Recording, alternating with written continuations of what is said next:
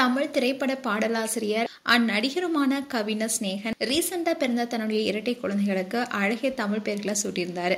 மேலும் அவருடைய மனைவி மகள்களுடன் இருக்கிற போட்டோஸை இப்போ சோசியல் மீடியால ஷேர் பண்ணியிருக்காரு. அந்த போட்டோஸ் இப்போ வைரலாயிட்டு வருது. தமிழ் திரையுலகிற்கு பல நல்ல பாடல்களை தந்தவர் தான் ஸ்நேகன்.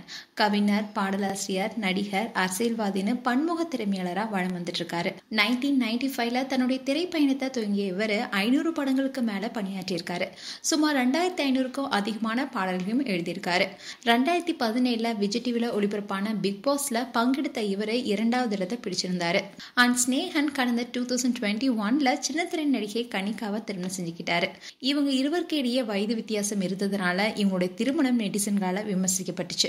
இதையெல்லாம் கண்டு கொள்ளாத ஸ்நேகன் கனிகா தம்பதி மகிழ்ச்சியான வாழ்க்கையை வாழ்ந்துட்டு வந்தாங்க.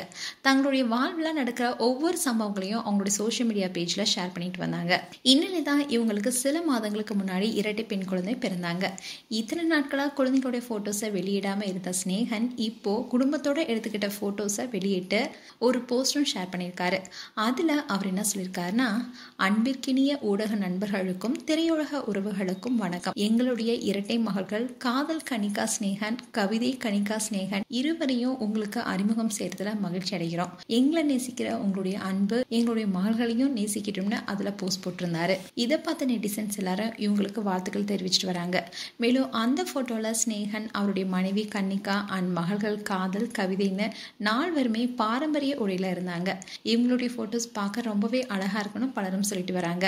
மேலும் ஸ்நேகன் 2018ல தொடங்கப்பட்ட மக்கள் நீதி மையத்துல செயற்குழு உறுப்பினராகவும் இருக்காரு. 2019ல நடந்த லோக்சபா தேர்தலில் சிவகங்கை தொகுதியில மக்கள் நீதி மையம் சார்பா போட்டிட்டாரு.